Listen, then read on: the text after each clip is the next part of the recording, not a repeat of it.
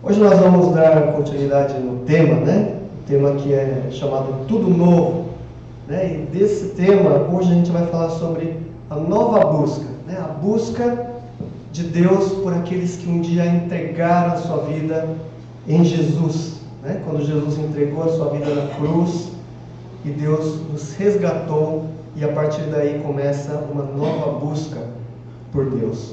Vamos abrir as nossas Bíblias em Efésios, capítulo 5, versículos de 5 a 14. Efésios, capítulo 5, de 5 a 14.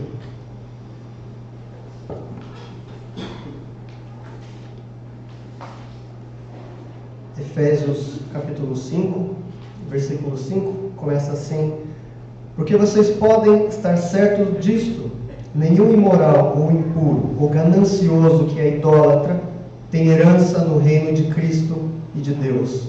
Ninguém os engane com palavras tolas, pois é por causa dessas coisas que a ira de Deus vem sobre os que vivem na desobediência. Portanto, não participem com eles dessas coisas, porque outrora vocês eram trevas, mas agora são luz no Senhor. Vivam como filhos da luz, pois o fruto da luz consiste em toda bondade, justiça e verdade. E aprendam a discernir o que é agradável ao Senhor. Não participem das obras infrutíferas das trevas, antes exponham-nas à luz. Porque tudo aquilo que eles fazem em oculto, até mencionar, é vergonhoso. Mas tudo que é exposto pela luz torna-se visível, pois a luz torna visíveis todas as coisas. Por isso é que foi dito: desperta, ó tu que dormes, levanta-te dentre os mortos, e Cristo resplandecerá sobre ti. Vamos ter uma palavra de oração. Feche os seus olhos. Senhor Pai querido, nós queremos entregar esse tempo ao Senhor. Queremos entregar o nosso coração, nossos ouvidos, a nossa boca, Senhor, para que a gente possa compreender a Tua palavra, a palavra que está escrito aqui do livro de Efésios, Senhor. Que o Senhor venha desafiar o nosso coração, venha abrir os nossos entendimentos e nos dê clareza, Pai, nos dê um novo coração, um coração com desejo de buscar o Senhor. Obrigado, Pai, por cada vida aqui, Senhor, em nome de Jesus. Amém. Efésios é uma carta de Paulo, do apóstolo Paulo, escrito para a igreja de Éfeso, E quando Paulo estava na prisão, ele recebia pessoas ali que falavam, que contavam o que estava acontecendo, nas igrejas que ele havia passado. E se você voltar um pouco na Bíblia, lá no capítulo 1, versículo 15, diz que Paulo ouvia falar sobre a fé dos cristãos lá da cidade de Éfeso. E Paulo ficava sabendo do amor que os cristãos ali daquela igreja demonstravam, para os ministros de Deus.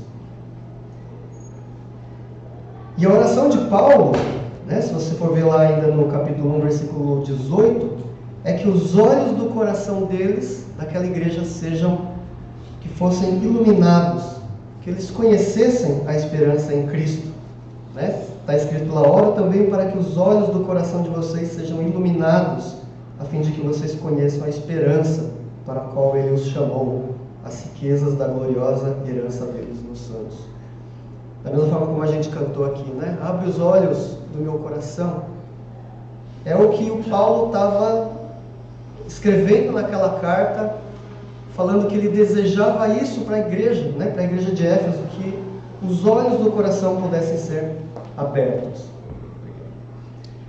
Paulo conhecia muito bem a cidade de Éfeso, E Éfeso é uma cidade que era dominada por deuses, Aquelas estátuas, tinham mais de dezenas ou talvez centenas de deuses, de ídolos, que as pessoas iam lá e faziam os seus cultos, E a gente sabe que quando a gente tem ídolos, a gente acaba sendo influenciado por eles, E se a gente for pensar em Éfeso, principalmente, Éfeso tinha lá a deusa Afrodite, a deusa da sexualidade, a deusa da beleza, tanto da beleza masculina quanto a feminina, Então a questão da vaidade era algo muito forte ali também. Tinha o deus Zeus, né? Que ele controlava a natureza e também era um deus que representava a justiça. Né? Então pensa num povo que também tinha sede de justiça. Tinha o deus Apolo, né? O deus da arte, mas também o deus da sabedoria. E quando a gente fala de sabedoria na cidade de Éfeso, né? A gente lembra que lá tinha uma das bibliotecas mais importantes, né? Chamada Biblioteca de Celso. E ali era uma biblioteca que tinha mais de 12 mil livros. Né? Naquela época, mais de 12 mil livros, e era um lugar onde as pessoas se reuniam para fazer estudos, mas também para fazer debates, né? E eram pessoas muito competitivas. Tinha também o deus Dionísio, né? Do prazer, deus da fertilidade. E tinha a deusa Nike, que era representada pela deusa da vitória, né? Não sei se vocês sabem, mas aquele tênis, né, que a gente conhece com a marca Nike, né? Ele foi inspirado nessa deusa da mitologia, Nike, porque é uma deusa que representa vitória, né? Vitória nas guerras, nos jogos, nas competições, né? E também da competitividade, né? Tudo aquilo que representa a disputa, né? Então era um povo também que gostava de ganhar, não gostava de perder, né? Tinha sempre a vitória lá no seu coração, né? E o mais importante, a deusa mais importante ali daquela época, a deusa com, né, D minúsculo, né, era a deusa Artemis, né, que era a deusa que representava a caça, o sustento, a fertilidade, proteção da mulher. E Éfeso era uma cidade assim, religiosa, e toda cidade religiosa, quando chega naquelas épocas de festividade, reunia milhares de pessoas ali e comprava santinhos, né? E os santinhos que eles compravam, aqueles santinhos de imagem dessa deusa Artemis, né? E lembra uma passagem que a primeira vez que Paulo ele vai pregar em Éfeso, né? Ele vai lá e começa a pregar sobre Jesus, e ali as pessoas se convertem e eles deixam de comprar aqueles santinhos, né? E as pessoas que vendiam aqueles santinhos ficavam muito irados, né? Porque depois que foi pregado o evangelho, as pessoas não queriam mais comprar santinho nenhum, né? E assim aconteceu, e deu um grande tumulto lá. Depois, se vocês quiserem ver, até lá em Atos 19, né? Contando essa história do tumulto que teve ali. E para cada necessidade tinha um ídolo, né? Um ídolo que você poderia ir lá e adorar, fazer as suas oferendas, né? Para você poder conquistar aquilo que você desejava. Paulo sabia também que Éfeso era uma cidade comercial, né? Então vinha todo tipo de pessoa ali e as pessoas iam negociar, né? Fazer negócios, e a gente sabe, muitos dos negociantes, né? Tem aquele lábio, aquela papo de vendedor, né? Começa a vender um monte de coisa, fala um monte de coisa e começa a vender. Uma vez eu estava no farol, né? Estava parado num semáforo, e aí estava lá esperando o semáforo abrir, e aí veio um vendedor de máquina para tosar cachorro. Na época a gente tinha um poodle, né, um cachorrinho, e aí o vendedor ele chegou assim: ô senhor, você não quer comprar uma máquina de tosar cachorro? Eu falei: quanto que está essa máquina? Ele falou assim: tá R$100. Eu falei: R$100? Mas para você eu faço 90. Ele falou: 90? Não, 85. 85? Não, 70. Aí eu nem estava negociando com nada, né? Mas cada vez que eu repetia o valor que ele falava, ele mesmo abaixava o preço, né? Aí eu falei: 70? Aí ele falou: quanto você tem na carteira aí, né? Pode ser o que você tiver aí, você me dá e está tudo certo, né? Ele queria me vender a R$100. É um papo de vendedor. Bom, era a estratégia dele. E se a gente for pensar, Éfeso era uma cidade que tinha muita gente, né? Muito negociador ali também, bom de lábia, com certeza, né? E se a gente for pensar, vamos fazer um exercício assim. Pensa que você conhece uma pessoa que tem uma boa lábia comercial, que gosta de contar uma história. Não precisa lembrar de ninguém, tá? Mas aí você entende que essa pessoa também gosta de um debate filosófico, gosta de ficar falando e debatendo e mostrando a sua sabedoria, porque ele é uma pessoa que quer agradar o deus Apolo, né? O deus da sabedoria. Só que ao mesmo tempo, essa pessoa que gosta de falar, que tem uma lábia e que quer debater sobre filosofia, ele também é um cara competitivo, que não sabe perder, porque ele também idolatra a deusa Nike. Agora pensa que também esse cara que é um vendedor, que gosta de debater filosofia, que também não sabe perder, e ele quer mostrar que ele é o sabichão por causa da sua vaidade, porque ele adora a deusa Afrodite. E pensa também que ele tem uma mulher, e essa mulher entra no meio do debate, e é uma mulher briguenta, mandona, porque ela se sente na autoridade da deusa Artemis. Ferrou, né? Agora pensa que essa pessoa agora é da nossa igreja. Ou de repente é da sua família, ou de repente é a sua nora, o seu genro, ou é a sua sogra. Mas quando a gente pensa assim, pessoas que foram influenciadas por esses ídolos, eles vão carregar essas coisas no seu coração, a vaidade, porque eles adoravam aqueles deuses da vaidade, a perversão sexual, a competitividade, né? Aquele forte senso de justiça, a sede de sabedoria, pessoas debatedoras, briguentas, né? Comerciantes bom de lábio, né? Que gostam de vender coisas. Eu tinha um conhecido que ele queria ir na igreja, ele gostava de ir na igreja, mas não era para adorar, não era para ouvir a palavra, mas é porque ele gostava de ter contato com os empresários da igreja e começava a vender o seu serviço ali. É complicado. E a transformação, mesmo que você conheça a Cristo, entregue a sua vida para Ele, a transformação é gradual, né? Não é assim, de repente, né? Entreguei a minha vida para Cristo, de repente eu larguei todos os meus pecados e agora eu ando numa perfeita santidade. Não é assim que funciona, a gente sabe disso. A transformação, ela é gradual, né? Conforme a gente vai ouvindo a palavra, conforme a gente vai vivendo situações, Deus vai mexendo no nosso coração e aí Ele vai provocando aquela transformação gradual, né? A questão da santificação. E sabe que ali em Efésios, né?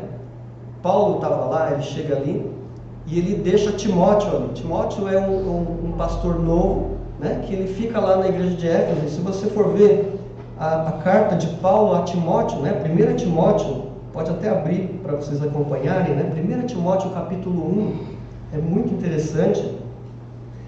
Porque Paulo ele fala assim, ó, capítulo 1, versículo 3, né, que partindo eu para a Macedônia, roguei que você, Timóteo, né, permanecesse em Éfeso, para ordenar a certas pessoas que não mais ensinem doutrinas falsas.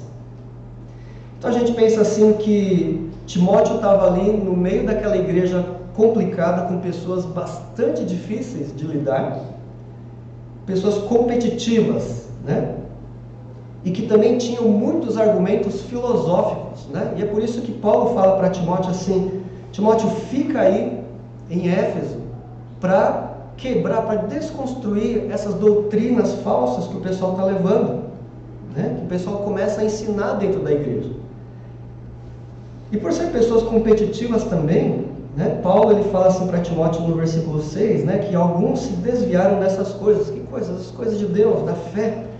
E voltando-se para discussões inúteis, que era exatamente o que o povo lá gostava de fazer, era debate, né? Participar dos debates, das discussões filosóficas que não tem, muitas vezes não chega a lugar nenhum. Quando a gente olha o versículo 7 também, fala que alguns desviaram da fé, querendo ser mestres da lei.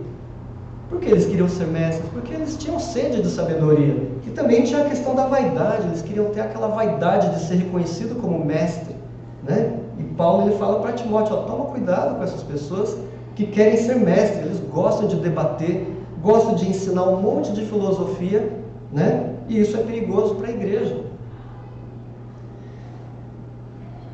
No versículo 7, né, Paulo fala também para Timóteo, né, capítulo 4 já, versículo 7 da 1 Timóteo, né?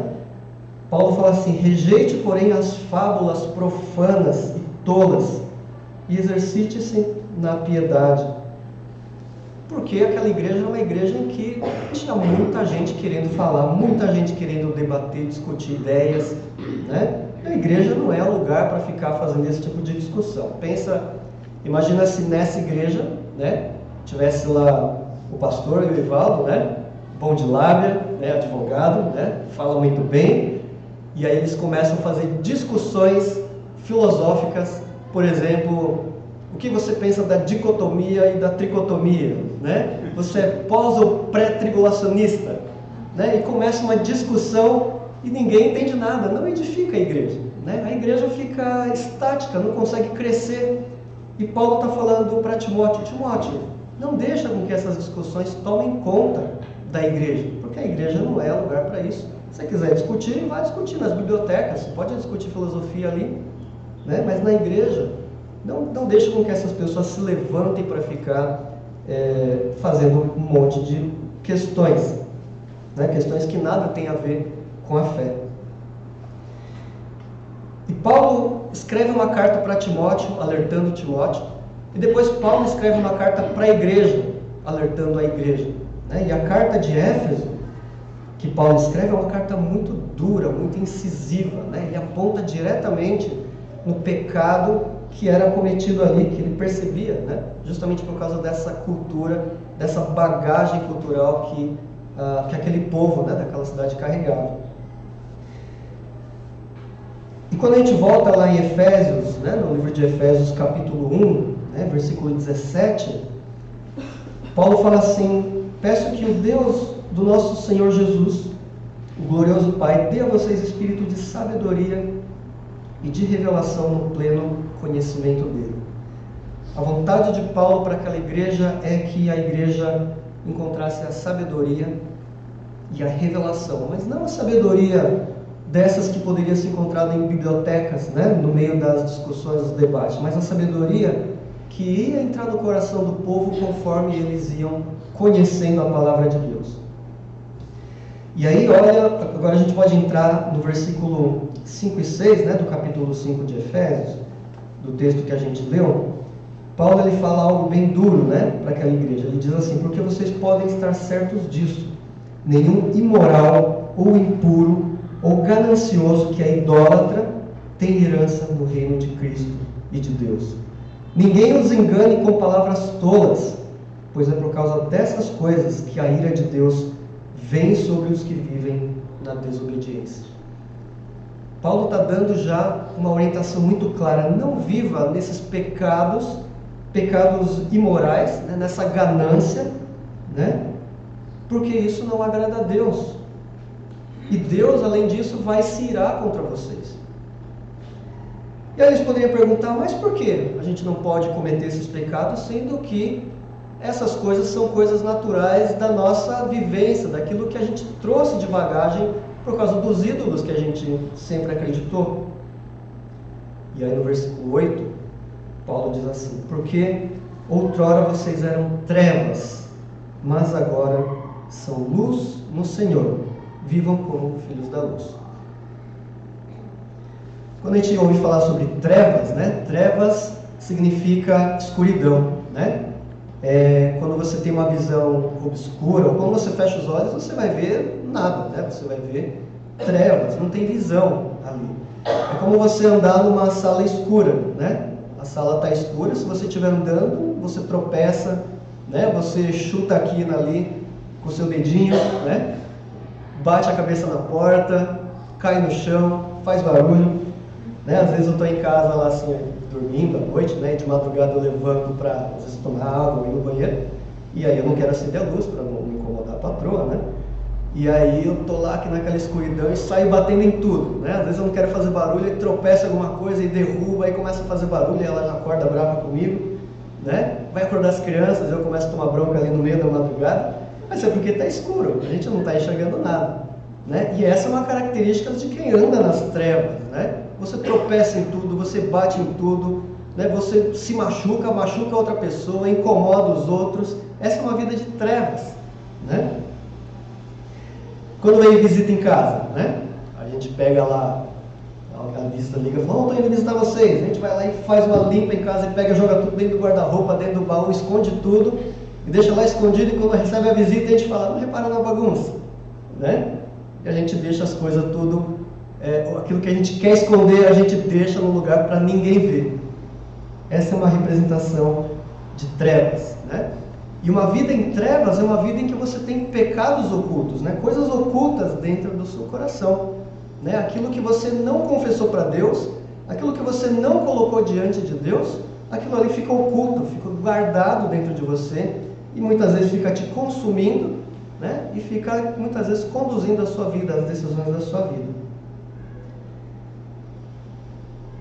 E andar em trevas também é você ter uma vida cheia de coisas mal resolvidas, né? Sabe que antes de eu e a Yumi a gente começar a namorar, né, eu falei assim para ela, eu era uma pessoa muito problemática, né? Tive um passado assim bastante problemático, né, em diversas áreas, né? E o pastor Jurandir, na época, né, quando eu conheci a Yumi, assim, ele falou assim, ó, coloca todas as coisas a limpo, conta para ela do seu passado, né? O pastor Jurandir conhecia, né, aquilo que estava se passando comigo, eu confessava os meus pecados para ele, né? E ele me orientava, falou assim, olha, você tem um passado assim, assim, assim, você trouxe dano às pessoas assim, assim, eu não era bonzinho não, tá, gente? Machuquei muita gente na minha caminhada, né? E Cristo foi trabalhando no meu coração. Mas quando eu conheci a Yumi, o pastor falou, coloca as coisas às claras, limpas. Se você tem um passado sujo, explica para ela o que aconteceu, né? Conta o que Deus estava fazendo na sua vida. Então, eu cheguei para a Yumi e falei, Yumi, é o seguinte, né? Eu quero muito namorar com você, né? Mas o meu passado é podre. Olha, no meu passado eu fiz aquilo, machuquei fulano, machuquei ciclano, o meu passado é uma porcaria, mas Deus está trabalhando no meu coração. Se mesmo assim você quiser continuar comigo, a gente prossegue, né? Mas se não, eu vou entender perfeitamente. Obviamente que ela não resistiu, né? E eu falei assim, não, vamos lá, vamos enfrentar essa coisa junto. E até porque, né, poderia alguém chegar e falar assim, você é namorada do Fernando? Você sabia que o Fernando fez isso e aquilo? E ela vai falar assim, e não é só isso não, ele também fez mais isso, mais aquilo, né? Porque a gente passou a limpo algumas coisas, né? Antes da gente entrar no casamento, numa coisa séria, né? Deus tinha colocado no meu coração, falando, coloca as coisas a limpo, não deixa nada oculto, né? Nada em trevas, para que depois ninguém venha te acusar. No versículo 8 fala que antes eram trevas e agora é luz. Mas o que significa luz? Luz é uma vida confessa, né? Uma vida que você coloca em claro tudo para Deus. Fala, Deus, eu sou pecador. Deus, eu senti tentação, eu senti inveja. Deus, eu não gosto daquele fulano, eu não gosto daquele ciclano. Né? Deus, eu tenho vontade de matar o fulano. Né? Você pode falar isso para Deus. Né? Davi, você olha as orações de Davi, muitas vezes é assustadora. Né? Mas ele tinha um coração sincero porque ele colocava às claras para Deus tudo aquilo que se passava, todo aquele pecado, aquela coisa ruim. Ele dobrava o seu joelho e orava. E essa é uma vida de luz, né? Como Paulo coloca aqui. Uma vida que não tem nada para você ficar escondendo, nem das pessoas e nem de Deus. Né? Se alguém falar assim, mas você tem isso. Eu falo assim, mas isso daí eu já confessei, já falei com o meu pastor, já falei com Deus, Deus está trabalhando, olha, fica tranquilo. Né? Não sei se vocês lembram quando teve no Brasil aquele vaza-jato, né? Quando vazou os telefones, as mensagens do Telegram. O Telegram é aquele tipo WhatsApp, né? E vazou as informações, tudo aquilo que foi conversado lá entre políticos, entre ministros, né? Entre pessoas lá da política. E o hacker, né, que fez a invasão, ele descobriu um monte de coisa, um monte de mensagem suja, né? Coisas assim que dá até vergonha de falar, né? Mas tinha assim político que estava com medo que revelasse porque ele tinha um amante, né? E no celular ele contava lá que tinha um amante, tinha o nome da mulher, né? E ele não queria que viesse à tona aquilo porque ia expor a vida dele, né?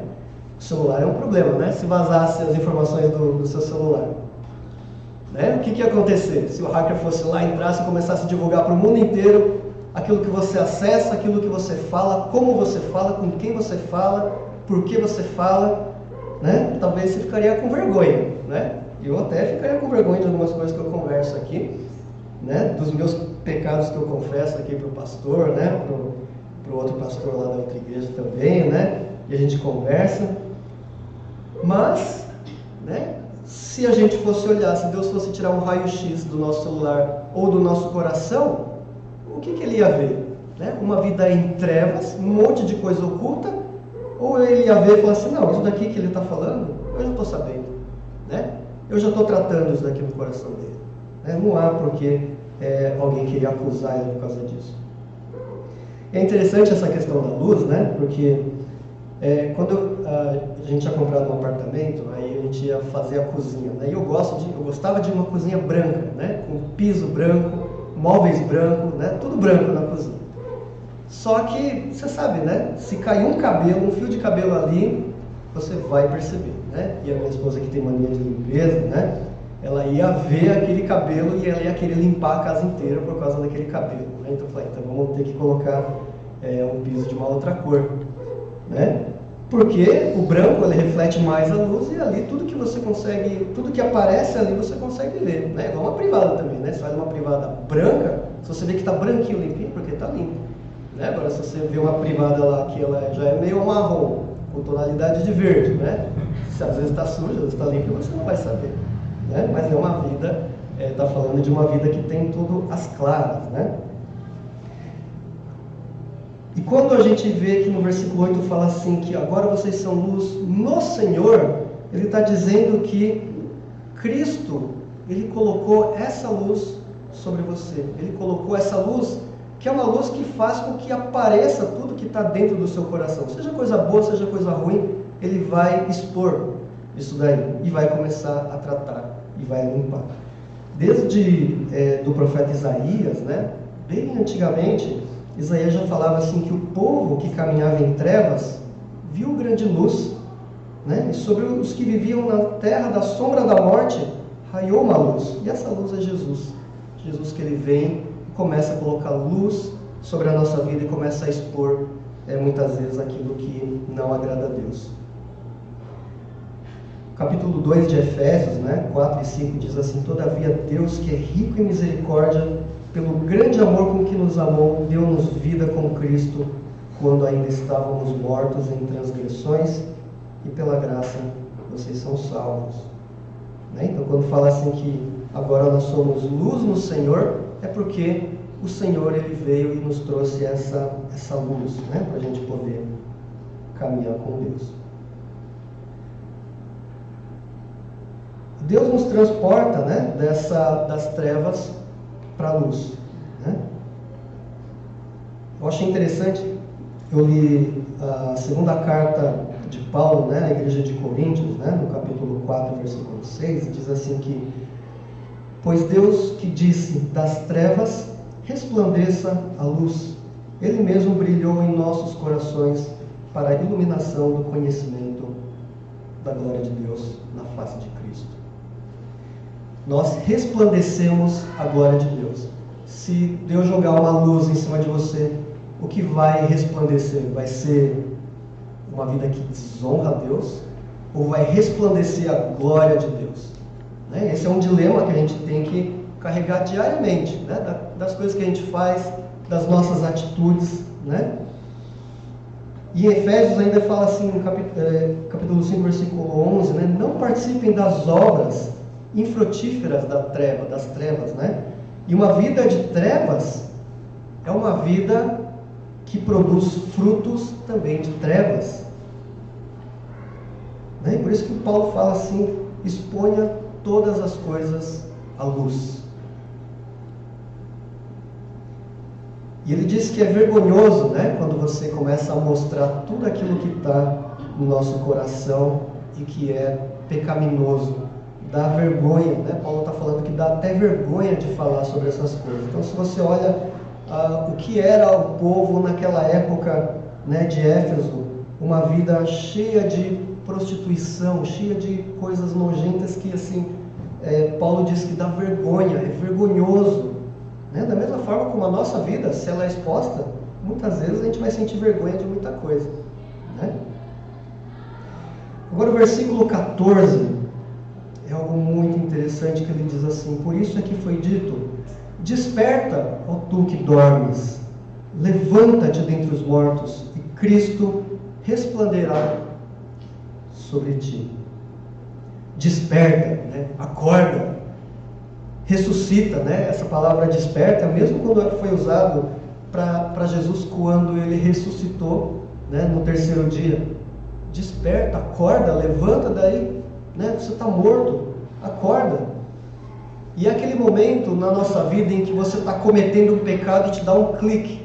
Naquele clique você fala, mas o que eu estou fazendo? Que besteira que eu estou fazendo? Mas que maldade é essa que eu estou falando? Né? É um despertar, algo que o Espírito Santo coloca em nosso coração e muitas vezes te dá um chacoalhão, né? E às vezes Deus coloca circunstâncias na sua vida para te dar um chacoalhão e falar, meu, acorda, acorda. Acorda aí também quem estiver dormindo aqui, né? Mas acorda, né? O Espírito Santo está falando, ele está chacoalhando. E esse despertar, né? Quando você cai na realidade, você fala, puxa, como eu, um servo de Deus, um filho de Deus que um dia entregou a sua vida para Jesus, está falando uma coisa tão horrível como essa, ou está com um coração tão sujo como esse. E é por isso que Paulo está falando, olha, desperta, acorda, né? Não dorme no ponto. Sabe que, não sei se vocês ouviram uma notícia, né, que tinha uma igreja lá nos Estados Unidos que eles estavam celebrando a questão do orgulho, né, aquele orgulho LGBT e tal, não sei o quê, né, e eles estavam celebrando, né, eles não estavam assim fazendo uma campanha de evangelização, nada, era uma celebração. E como se a igreja estivesse aceitando, né, esse tipo de coisa no seu meio.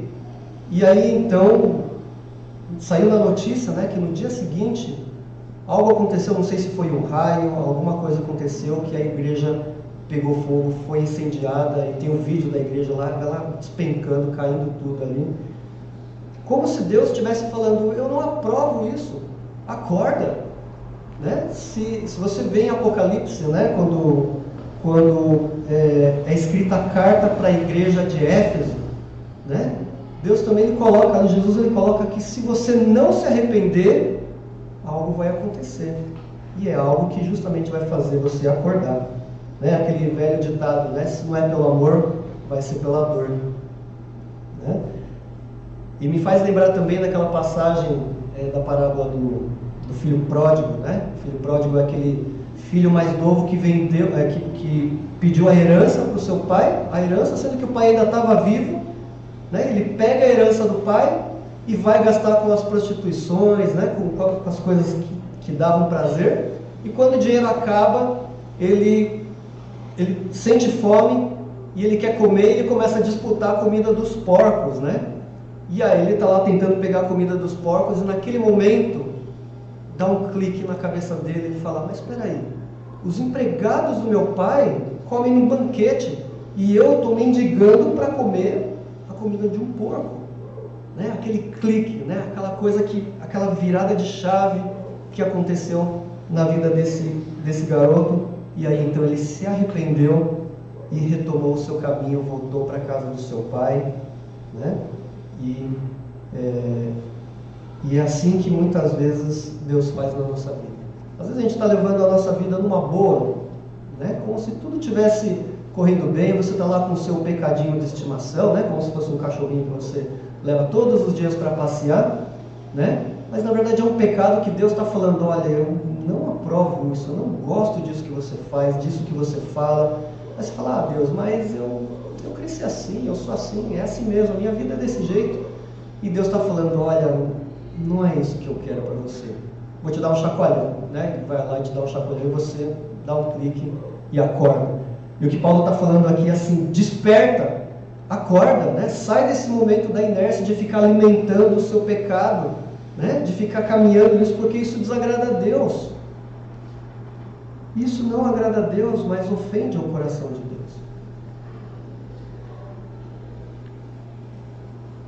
A gente não tem hoje ídolos de objetos, né? Se a gente for ver assim, a gente não tem lá um santinho, né? Espero que ninguém tenha, né? Aqueles santinhos, ele ajoelha lá na frente do santinho e começa a fazer orações, né? Para ele, tudo, pedir coisas e tal. Mas a gente é muito influenciado pela nossa cultura, né? Da mesma forma como era o povo de Éfeso, né? A gente também tem esse problema. A gente é convertido? Sim. Cremos em Cristo? Sim, Ele morreu na cruz, a gente não precisa de mais nada. Não precisa de mais nada. Então, vamos ler a Bíblia, mas eu quero ver o meu horóscopo de hoje, né? Quero saber o que o horóscopo vai falar para mim hoje, né? E aí você fica, poxa, né? A Bíblia disse isso, mas o horóscopo disse aquilo, né? E às vezes você fica lá tentado a querer colocar os dois, a equiparar a palavra de Deus com o horóscopo, que muitas vezes é escrito por, né, sem estudo, sem base científica nenhuma, né? E às vezes a gente pensa assim, bom, eu creio em Cristo, mas eu creio também na reencarnação, né? Se eu estou sofrendo alguma coisa hoje, porque lá no passado eu devo ter feito alguma coisa errada, né? Se a gente for pensar no contexto budista, né, que o japonês muitas vezes carrega isso, né? A gente pensa assim, poxa, na próxima reencarnação, né, eu vou ser rico, né? Eu vou ser aquilo, eu vou ter aquilo. Né? E é um pensamento que não condiz também com a palavra de Deus, com aquilo que Cristo ensina, com o que Cristo fez na cruz, não condiz com essa questão da reencarnação, né? De você ressuscitar uma pessoa melhor da próxima vez, né? Isso não existe. Da mesma forma, os signos, né? Se a gente começar a ver, fala assim, poxa, eu sou uma pessoa muito nervosa, muito agitada, mas é porque eu sou do signo de tal, né? Sei lá, touro, macaco, chimpanzé, não sei.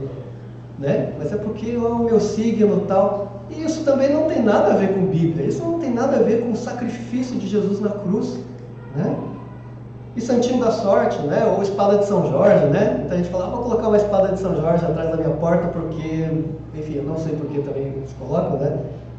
Também não quero saber, mas tem gente que acredita nisso, né? Fala, poxa, vamos colocar lá o Santinho, vamos colocar a arruda ali, deixar as plantinhas, né? A arruda ali na porta de casa, na janela, né? Vamos fazer as simpatias, fazer várias coisas, e ao mesmo tempo são pessoas que creram em Cristo uma vez, né? Entenderam o sacrifício de Cristo, mas trazem para si essas outras coisas, né? A respeito, que está muito ligado à cultura, né? Aquilo que a gente aprendeu no passado. Mais uma vez, né? Para concluir, Paulo fala assim, coloque então a luz do Senhor sobre a sua vida. E o que vai resplandecer? Se você parar um tempo, né, um minuto para olhar no seu coração, tudo aquilo que tem passado na sua vida, na sua mente, no seu coração, naqueles pensamentos mais sombrios, né? Uma vez eu fiz esse exercício e falei, puxa Deus, eu sou um tremendo de um assassino, porque aquele político eu matava, né? Eu falei, não, aquele ali não merece viver, aquele bandido ali, olha, aquele ali tem que sofrer. Né? E a gente tem muitas vezes aquele coração ruim também, mal, né? E se a gente faz esse exercício, a gente começa a colocar luz sobre a nossa vida, Deus vai falar assim, meu filho, não é isso, olha o que diz a palavra, olha o que diz a minha palavra para você. E a questão de despertar, né? Uma vez um pastor Jurandir, né? Quando eu tinha lá os pecadinhos de estimação também, e aí veio à tona esses pecados e o pastor Jurandir falou assim, Fernando, você vai ser disciplinado na igreja, né? Você vai ficar aqui, a gente vai todo domingo, né, sentar, você vai me contar aquilo que se passa no seu coração e a gente vai ler a palavra junto, a gente vai orar junto, né, e vamos deixar Deus trabalhar no seu coração. Era a luz de Deus ali naquele momento em que eu pude despertar, né, e deixar Deus entrar no meu coração para começar a tratar.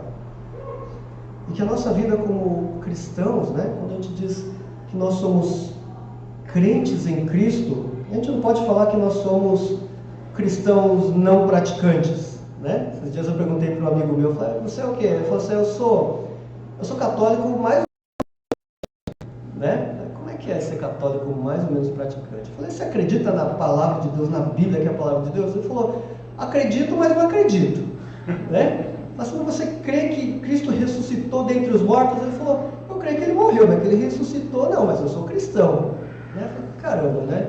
Que Cristo é esse, né? Que Bíblia é essa? Que orientação que ele está tendo, né? Então não tem como você ser meio cristão, né? Tinha um pastor uma vez que, isso foi em rede pública, né? Esse pastor estava falando sobre um político, né? Aí perguntaram para ele assim, esse político, ele é convertido? Ele falou assim, ele está 90% convertido, né? Ele crê 90% em Cristo.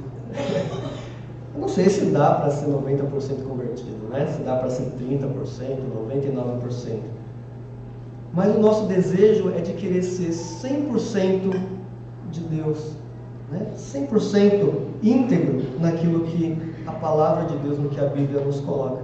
E esse é o nosso desafio, né? Então que a partir dessa passagem, né, de Efésios, dessa exortação que Paulo faz, que a gente pare agora mesmo de andar nas trevas, né, com coisas ocultas, com coisas escondidas dentro do coração, com aqueles pecadinhos que você não quer abrir mão, mas coloca diante de Deus e fala, Deus, eu sei que isso é pecado, eu sei que isso precisa ser tratado, coloca a tua luz sobre isso e me ajuda a transformar. Né? Talvez isso leve anos, né? Talvez leve uma vida inteira para Deus trabalhar o seu coração, mas pelo menos Deus já começou a fazer a obra na sua vida. Feche seus olhos, vamos ter um tempo de oração. Pai querido, obrigado, Senhor, porque na Tua palavra o Senhor nos ensina do Teu Evangelho, que é luz para a nossa vida, que nos acende, que nos faz resplandecer. E se algum de nós, Senhor, carrega pecados ocultos, coisas não confessadas diante do Senhor, Pai, que a Tua luz, que o Teu amor, o Teu cuidado, Pai, possa nos preencher, possa nos dar direcionamento, um coração arrependido, um coração que ama o Senhor, que quer fazer o Senhor, mesmo que a carne esteja combatendo contra a Tua vontade, mas que o Senhor possa tomar a nossa vida, que o Senhor possa abrir o nosso coração e falar de uma maneira que nos traga transformação, porque a vida do cristão é aquele que vai ser parecido com o Senhor a todo custo, que vai entregar a própria vida para se tornar parecido com o Senhor, para ter as vestes claras, para ter uma vida transparente diante do Senhor, Pai. Senhor, e faz com que cada um acorde, desperte, Senhor, para a vontade do Senhor. Que cada um possa despertar e ver que o pecado é algo que desagrada ao Senhor, que ofende o Teu coração, que afasta da Tua presença, Senhor. Nos ajuda a despertar, Pai. Não nos deixa dormir no ponto. Não nos deixa, Senhor, ficar dormindo e caminhar no nosso pecado como se nada estivesse acontecendo. Molda a nossa vida, Pai. Molda o coração da igreja. Nos ensina a buscar a santidade. Uma vida que agrada ao Teu coração em tudo, Pai. Em tudo, Senhor. Obrigado, Senhor. Abençoa a semana de cada um dessa igreja, Pai, também daqueles que não puderam vir. Que o Senhor esteja falando ao nosso coração durante essa semana, através dessa passagem de Efésios, Pai. Muito obrigado, Senhor, é assim que nós oramos em nome de Jesus. Amém.